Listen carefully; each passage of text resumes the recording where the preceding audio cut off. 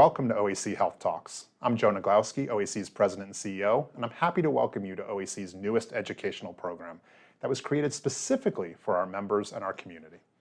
This new educational series aims to bring the current and important topics designed to help you in your weight management journey.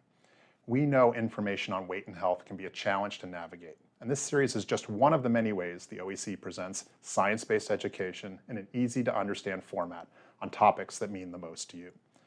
I'm so excited for today's OAC Health Talk because it's one that I know is relative to so many in our community right now, managing changes that COVID-19 has presented while we start the process of returning back to parts of our lives that have been impacted.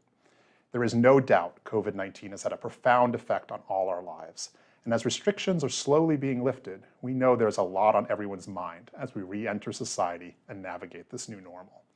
We are honored to have Dr. Robin Pashby, a licensed clinical health psychologist and certified health coach, address these concerns and provide some useful guidance on navigating the post-COVID world. Welcome, Dr. Pashby. Thank you for having me. I'm really happy to be here. Please, welcome to begin your remarks. Thank you. Thank you. So I wanted to take this opportunity to begin to acknowledge and normalize some of the experiences that I know I've experienced, but also so many of my patients have talked with me about as we begin this transition period. So I think we've been living through this intensely complex period of time, emotionally and psychologically, as well as just logistically. And we are experiencing so many different emotions and many of them simultaneously. So perhaps some of you listening can relate to this. At the same time, you might be feeling discouraged at how long things are taking, but also hopeful about the fact that things are actually changing. You might be feeling a series of feelings around grief and loss about what has happened over the last year. Perhaps you experienced some loss yourself. But at the same time, you might be filled with gratitude for experiences that you might not have had we not had this pandemic. I think a lot of people have become increasingly aware of the sensitivity and vulnerability that all of us have to illness or to disease, while at the same time finding inner strength and resiliency that we may not have known we had. And of course, now the biggest conflict that we're experiencing is both apprehension around these next steps as we begin to re-enter and try to figure out what that means, but also urgency and excitement, this idea of I've got to get out of my home, I've got to get out of these four walls. So as we enter this next phase of the pandemic, I have found it useful for myself and for my clients to name this time as a way of acknowledging what we're going through and the space we find ourselves in. So I've somewhat jokingly named it the mid-pandemic crisis. And not because I think that we are necessarily only halfway through, but more because this is a time of great transition. And when we talk about transition, we inevitably talk about anxiety. So as more vaccines are distributed and we get the joy of reuniting in some cases with family and with friends, we get to give and receive things like hugs, so long overdue. We are also going to be faced with challenges that we haven't had in the past 13 or more months. That can bring essentially terror to people. Alongside this growing freedom, we also are experiencing more and more complexity of emotional and psychological experiences. So as we think about it, transitions are marked by anxiety, but in some cases also experiences of depression, particularly because humans have a tendency to reflect on our past behavior and judge. So this could not be more clear than when we talk about the issues related to weight. And I'm going to get into that as we move forward. On one hand, we may be able to acknowledge how difficult this last 12 plus months has been on all of us. And yet, on the other hand, it's really easy to reflect back and think I could have or should have done things differently. So again, this duality of emotions becomes relevant. So before we get into that, I just want to give you some statistics that I think will help set the stage for what I'm talking about. The American Psychological Association does an annual survey called the Mental Health of America, and they published their report just last month in March of 2021. Not surprisingly, some of the findings were quite startling. So what they reported is that many Americans, in fact, 42%, reported experiencing weight gain during the pandemic. Of the people that gained weight, an average reported weight gain was 29 pounds.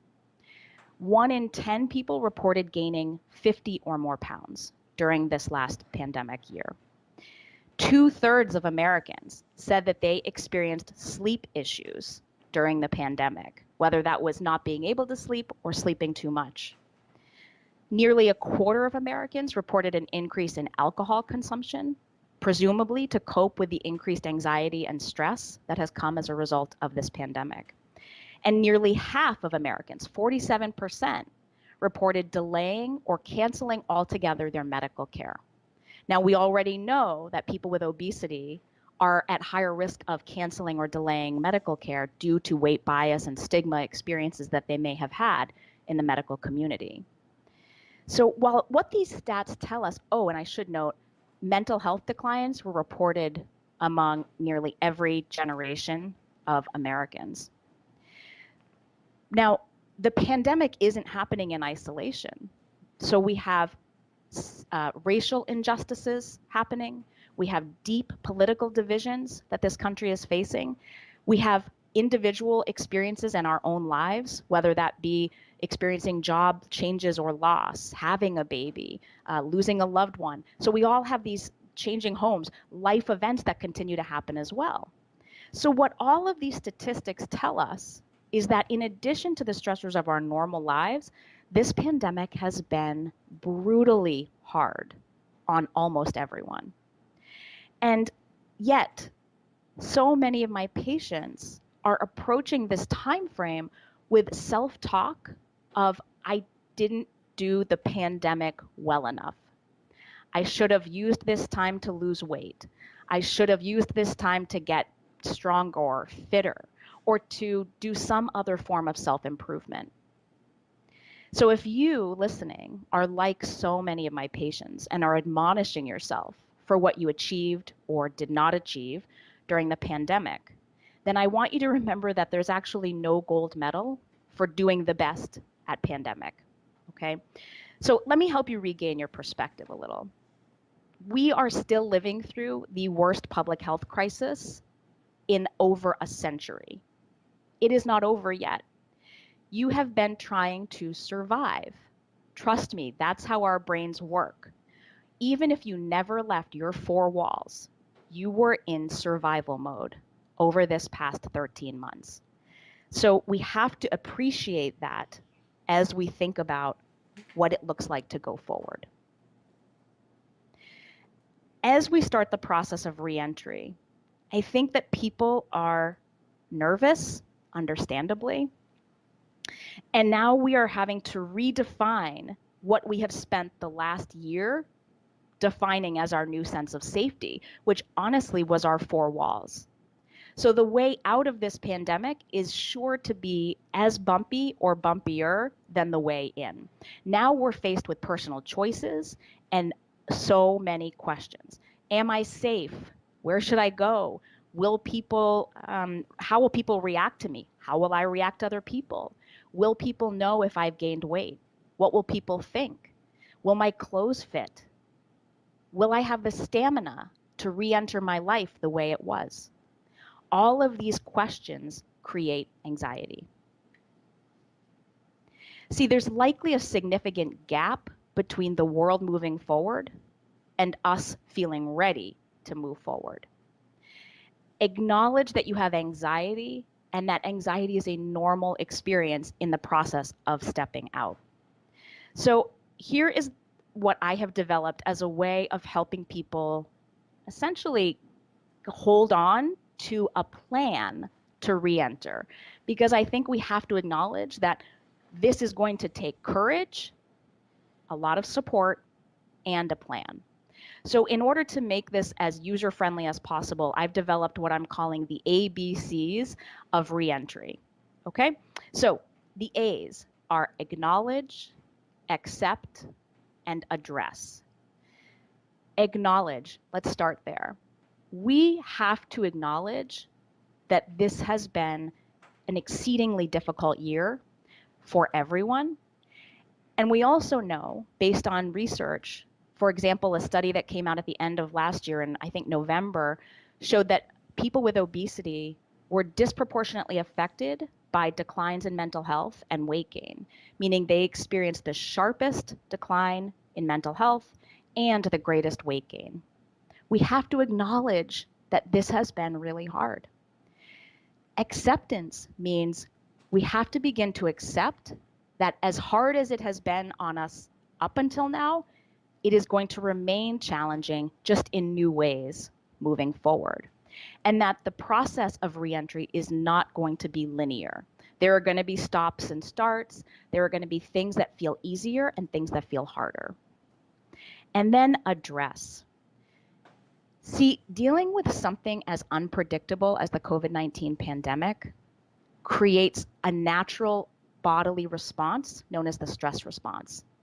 And what we know about the stress response is that it has a number of mental and physical health consequences, particularly when it has been activated for over a year, which is a pretty unusual circumstance. So when I say address, I mean we have to plan to address the physical and mental health consequences of living through what we have all just lived through. Now, a big caveat to that is understanding that there's going to be hesitancy, particularly for people living with obesity who may have gained weight during this pandemic. There's going to be hesitancy possibly about wanting to go engage with your physician, because who wants to step on the scale, or who wants to have your doctor talk to you about weight gain? Even a therapist, right? It might be difficult for people to re-engage in in-person therapy because they're uncomfortable in their bodies and how they look. So I want to remind people who may be feeling that it's not safe for them to address their physical or mental health care because of weight gain, that is bias and stigma talking to you, right? That is not based on fact, and it is really not even based in a common sense approach to understanding what happened to us. We had our routines upended. We couldn't sleep. We lost our social support. We lost our access to physical workout places. For many of us, we lost even the movement of just leaving our house every day.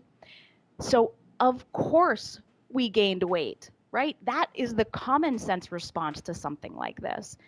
Not all the shoulds and coulds of I should have used this time to get fitter and lose more weight. So acknowledge that this has been hard, accept, and address. Those are the A's. Now moving on to the B's. I also want us to think really clearly that this pandemic and the re-entry has and will continue to affect our brains, our bodies, and our behaviors. And I want us to take them one by one here briefly. So the brain. Your brain has essentially been washed in cortisol for the last 13 months, right? Cortisol is our body's stress hormone, and it tells us we should be on the lookout for danger. And that has been mostly true. So your brain is much more susceptible to anxiety and to depression and to engaging in other coping strategies, whether it's food or distraction or phone video games, whatever it is, to cope with that surging stress response. So your brain is going to need some attention, whether that's through therapy and counseling, support groups, engaging in things like this where you can learn more about what to expect. I encourage you to address your brain. Now your body. So we talked about the statistics. We know that people aren't sleeping well. We know that people are using more alcohol, and we know that many people have gained weight, and that people with obesity are more likely to have experienced weight gain. So your body may be different than it was when you went into the pandemic. Now, what does that mean? It means for some people there's weight gain. For some people there might be mobility changes as we've moved less. For some people there might be an increase in pain from sitting endlessly in front of these computer screens. For some people, they may be having things like headaches more often. So I'm asking for us to tune in to what our body's needs are and recognize that tune into our body's needs and recognize that our body may be different. And then the last B is behavior. So we know that people's behaviors have changed. Of course we had to change our behaviors.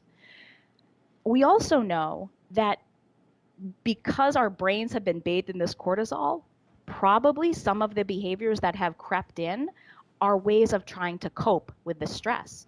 And some of them may not be working toward the best health for us. There was an interesting study out of Italy in Rome that looked at people's eating behavior, people with obesity and their eating behavior. So if you remember, they had that sort of curve of lockdowns before us. So this study came out at the end of last year. And what they found is that of people with obesity, something like 60% reported an increase in night eating during the lockdowns, even if they had never struggled with any night eating prior to this experience. So we're talking about significant habit changes, right? People's sleep is all over the map, their routines are upended, and now as we begin to re-enter, we're faced with another transition of routine. So we're going to have to address our brains, our bodies, and our behaviors. But before we do that, I want to get to the C's because I think these are probably the most important. And if it weren't the alphabet, I would have started with these. So the C's are starting with cultivating compassion. This is the one that I can't emphasize enough. I tried to set us up by acknowledging and accepting how hard this has been, but I still think there's that tendency to reflect back and think, oh, but coulda, shoulda, done something differently. I'm asking that no matter what your pandemic experience looked like, and no matter what you're seeing coming, that you give yourself compassion because this has been hard. And it's been hard on almost all of us. So as you cultivate compassion for yourself through changing your self-talk, through challenging those thoughts that come and tell you that you should have done something differently, I also ask for you to consider cultivating compassion for others, because this has been hard on all of us.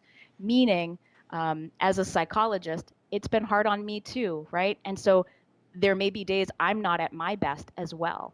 Perhaps you have experiences where family members aren't at their best, or friends. So cultivating compassion for yourself and for others.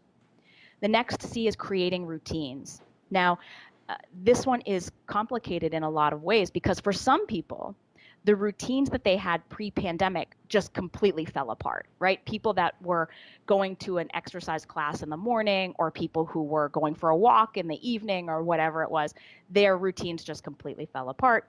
And so now, coming out 13 months later, if they haven't felt safe or able to get out of their homes and move much, they might have been walking 2 miles in the morning pre-pandemic, but now suddenly might feel like walking 10 minutes is exhausting, right? Well, yes, it is, because your body has changed. We've been through a lot. So I ask you to use that compassion as you create new routines and recognize that they may not look the same as they did pre-pandemic. Now, Joe, as you and I've talked about, I think it's also true the other way. For some people, being able to work from home or not travel as often has provided a new opportunity to take a walk at lunchtime or to use your commute for exercise time. And now as we start to re-enter, we lose that. So now people are worried also about, oh, but I started getting used to the way it is now, because we've spent a lot of time redefining our routines, for better sometimes and for worse other times. But we have to know that now we're going to be faced with this challenge again. So creating routines is the second C, but I'll end on this last one, which is C, which is choosing wisely.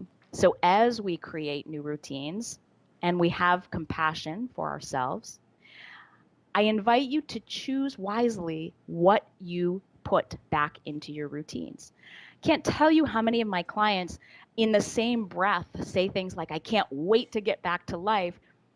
I don't really want life to look like it did before the pandemic. I was exhausted all the time, or I was, working all these hours, or whatever it is.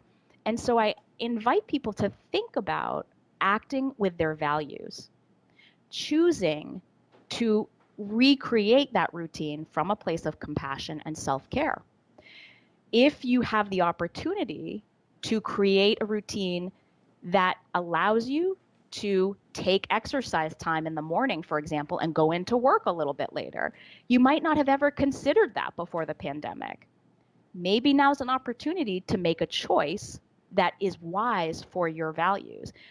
I'm presuming anyone watching this video values their health and their mental health. So thinking through, how do I make choices that support my health and mental health, physical and mental health, is going to be really helpful as we move forward. So I want to just conclude by reminding you that this has been a really difficult time. And we've spent all this effort, psychological energy, emotional energy, readjusting life.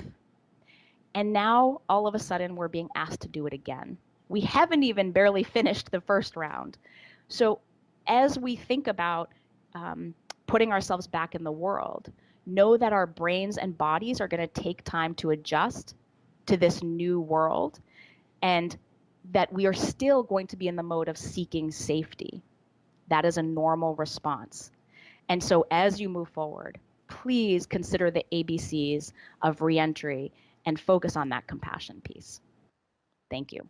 Thank you so very much, Dr. Pashby. What a fabulous talk. And I know since you ended on that sentiment about the ABCs, will you repeat those for us? Because I think they're so important for our members in our community. Definitely. So my A's are acknowledge, accept, and address. So acknowledge the difficulty, accept that reentry and healing is going to be challenging, and then address your physical and mental health, even if it's challenging and even if your brain is telling you, oh, I'll go to see my doctor after I've lost some of this pandemic weight, or once I get my eating behavior back on track, or whatever it is, that I encourage you to go out and get support for that. The B's, pay attention to your brain, your body, and your behavior. They all work together and they all deserve your attention and compassion. And then C, compassion, cultivate it for yourself and others.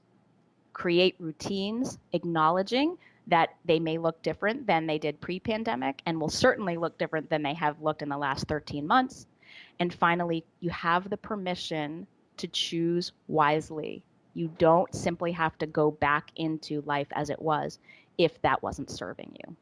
Thanks for that. And I think, this fundamental question, and you've addressed it in your talk, but I think I'll ask a question about it as well, as, many of us are afraid and or embarrassed to re-engage with our healthcare provider, or even our obesity care team, because of our experiences here.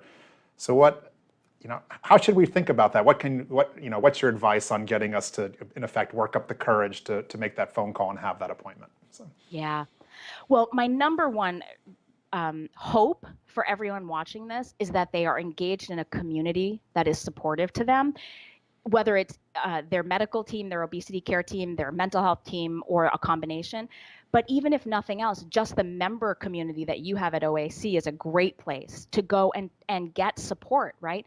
I think having a buddy, someone you can actually talk to and say, boy, I'm really feeling pretty nervous about this. I've gained some weight and I just am sort of dreading this, can really help normalize that experience and can help feel like you have the courage to go forward if you have someone on your side. And I know that people in the OAC community are on people's sides when it comes to that. So, and then I would also really pay attention to the self-talk that you have and really think about, okay, wait a minute. How much of this self-talk is developed out of society's weight bias and how much of it is fact? So my guess is most of it is based out of this experience with stigma and bias that people with obesity face in the community and in the medical community. My hope is that if it's based in fact, meaning that their provider, their doctor, their therapist, their dietitian, whatever it is not supportive, that they will actually go find a different provider using some of the resources that you have put together and so forth. Because this is a time when we should expect our medical team and our mental health team to be listening to us without judgment and helping us make a plan to move forward. Thanks for that. That was truly powerful. I really appreciate that comment. And you brought up this internal shame many of us feel about our body and our body size and our obesity. And I think for me, it's been interesting because obesity is in the news every day now, right? And it seems as if everyone has an opinion on obesity, especially between these links between obesity and poor outcomes with COVID. And it's almost hard to escape that messaging every day. And any advice for folks on as they try to both cope with this internal shame and blame they feel, but as well as hearing this constant drumbeat in the media? So. What a great question.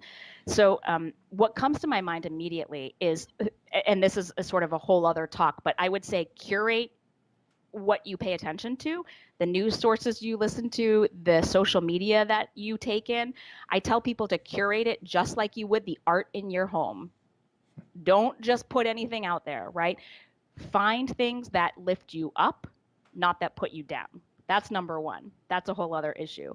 But I would also say that shame brain, I've been calling it, has been highly activated during this time. Now, part of that is just simply biological because we've had this cortisol, right, this stress response going on and on and on. And I think because we've been so isolated, we haven't had a lot of opportunity to sort of get reality checks from people that are in our lives that tend to support us. So left alone in our heads, we can create quite a shame cycle. So number one, I would just ask people to acknowledge that experiencing shame brain is a normal thing right now, but that once you hear that self-talk as something like, oh, that's my shame brain being activated, you get to detach just a little bit from it. So recognizing, I say to my clients all the time, thoughts are actually neuronal connections firing, right?